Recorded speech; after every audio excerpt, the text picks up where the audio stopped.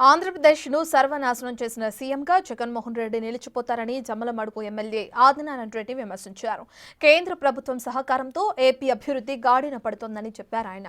ఇసుక, liquor, mining అన్నిటినీ జగన్ దోచుకున్నారని, ఇప్పుడు వాళ్లంతా జైలుకెళ్లడం ఖాయమంటున్న ప్రభుత్వ విప్ ఆదినారాయణ రెడ్డితో మా ప్రతినిధి శివ ఫేస్ టు ఫేస్. ఆంధ్రప్రదేశ్లో కుటుంబ ప్రభుత్వం ఏర్పాటై దాదాపు ఏడాది పూర్తింది. అయితే ఈ ఏడాదిలో ఆంధ్రప్రదేశ్ పాలన ఎలా ఉంది, సంక్షేమ పథకాల అంశాలపై మనతో మాట్లాడడానికి బీజేపీ ఎమ్మెల్యే రాష్ట్ర ఉపాధ్యక్షుడు ఆదిరెడ్డి మనతో ఉన్నారు. సార్ ఇప్పుడు ఈ ఏడాది పాలన ఆంధ్రప్రదేశ్లో అభివృద్ధి ఎలా ఉంది, సంక్షేమ పథకాల అమలు విషయంలో ఎలా ఉంది, ఏంటి?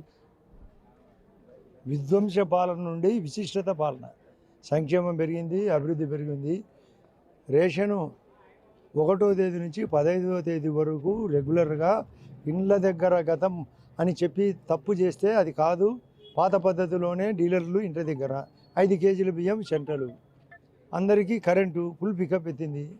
అదే కాకుండా 4,000 రూపాయలు పెన్షను, ఇసుక పాలసీ పికప్ ఎత్తింది. కారణము గతంలో 400, 500 రేటు ఇప్పుడు సాధారణ రేటుకు దొరుకుతుంది. లిక్కర్ పాలసీ మారింది, ఎడ్యుకేషన్ పాలసీ మారింది, హెల్త్ బాగా పికప్ అయ్యి బాగా సాధారణ ప్రజలు కూడా దొరుకుతుంది. అన్న క్యాంటీన్ చెప్పకుండా కూడా వచ్చింది. మిగతా 6 పథకాలు సూపర్ 6 ఈ 12వ తేదీ అంటే రేపు కానీ ఎల్లుండి కానీ 100% అమ్మకు వందనం, ఆ తర్వాత రైతుకు వందనం, సెంట్రల్ ఇచ్చే 2,000 రూపాయలతో కలిపి 5,000 రూపాయలు. అది కాకుండా ఆగస్టు 15 నుంచి బస్సు ప్రయాణం, రోడ్లు గుంతలు పూడ్చడమే కాకుండా గ్రామీణ ఉపాధి పూర్తి స్థాయిలో ఉండడం వలన సందులోకి రోడ్లు పెరిగినాయి. ఇండ్లు రీస్టార్ట్ చేసినాం. ఏది ఒకవైపు టిడ్కో హౌస్, ఒకవైపు ఎన్టీఆర్ హౌసింగ్, ఒకవైపు వాళ్ళ ఇంటి దగ్గర వాళ్ళే కట్టుకునేటట్టుగా జలజీవన మిషన్ రీస్టార్ట్ అయింది, అమృత పథకం రీస్టార్ట్ అయింది. అయితే ఈ ఏడాదిలో సంక్షేమ పథకాల సరే ఏ ఒక్క పథకం కూడా అమలు చేయలేదు. కేవలం పింఛను గ్యాస్ వీటికి సంబంధించి మాత్రం మిగతా పథకాలు అమలు చేయలేదు. బట్ రాష్ట్ర ప్రభుత్వం భారీగా అప్పులు చేస్తున్నారు. ఈ నిధులు ఎక్కడికి వెళ్తున్నాయంటూ వీటి వెన్నుపోటు దినంగా భావిస్తూ వైసీపీ వెన్నుపోటు దినంగా దీన్ని భావించారు. సో దీనికి వెన్నుపోటు దినానికి మీరు ఎలా చెప్తారు? అసలు తన సొంత చిన్నాయన్నే చంపేసి, అదే కాకుండా కోడికత్తి డ్రామా, కనురెప్ప డ్రామా కాబట్టి అతని డ్రామాల మాస్టర్ కాబట్టి వెన్నుపోటు అనడం, అతనికి వెన్నుపోటుదారుడు కాబట్టి మరొకరిని వెన్నుపోటు అని మాట్లాడే బుద్ధి తక్కువ వ్యక్తి.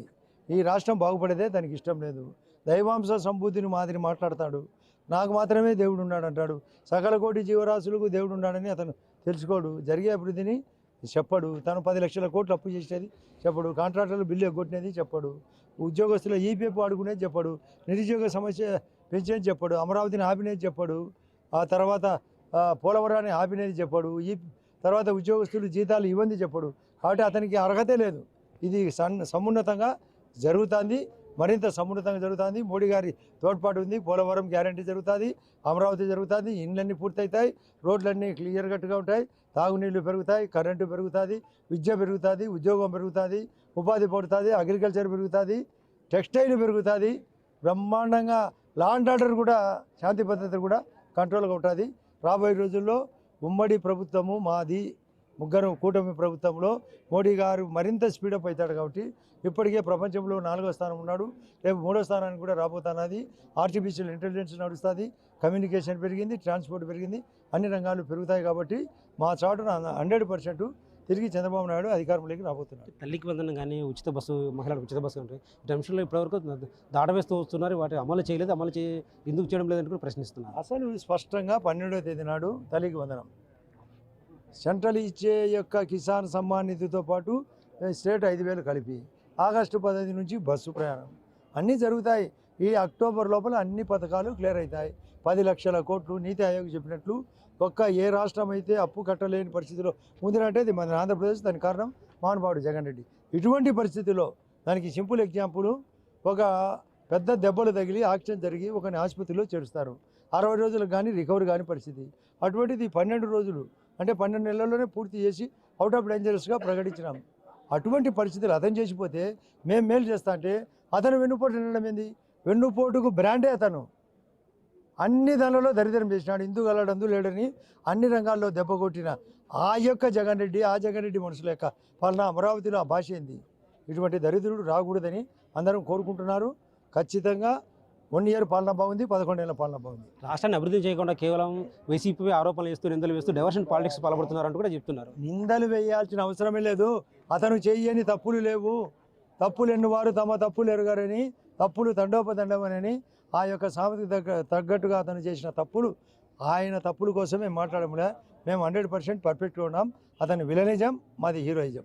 అంటే ఈ కడప జిల్లాలో ముఖ్యంగా మీ కాన్స్టిట్యూన్సీలో జమ్మలడుగులో స్టీల్ ప్లాంట్ విషయంపై కేంద్ర ప్రభుత్వం కూడా కాస్త వెనకడుగు వేసింది. రాష్ట్ర ప్రభుత్వం మాత్రం ఆదిలో దొరుకుతుంటారు. అంటే కేంద్ర ప్రభుత్వం ఎందుకు స్టీల్ ప్లాంట్ విషయంలో వెనకడుగు వేసిందంటారు? అసలు స్టీల్ ఫ్యాక్టరీ JSW రాబోతుంది. ఆల్రెడీ పనులు స్టార్ట్ అయినాయి, మీరు పోయి చెక్ చేయొచ్చు. గోడ కానీ, రోడ్డు కానీ, కరెంటు కానీ, డ్రింకింగ్ వాటర్ కానీ పికప్ అయింది. అది తెలియక అది ఒక చాటున ఉంది కాబట్టి, కొండలో ఉంది కాబట్టి లేదనుకుంటున్నారు. అది రీస్టార్ట్ అయింది. రైట్. ఆంధ్రప్రదేశ్లో అభివృద్ధి ఏడాదిలో దూసుకుపోతుంది. ప్రతి సంక్షేమ పథకానికి అమలు చేయబోతున్నాం. రాబోయే రోజుల్లో కూడా తల్లికి వందనంతో పాటు రైతు భరోసా, తర్వాత ఉచిత బస్సు కూడా తొందరగా ప్రారంభించబోతున్నాడు ఎమ్మెల్యే అది చెప్తున్నారు. కెమెరా పర్సన్ సుదర్శన్తో శివ, బిగ్ టీవీ.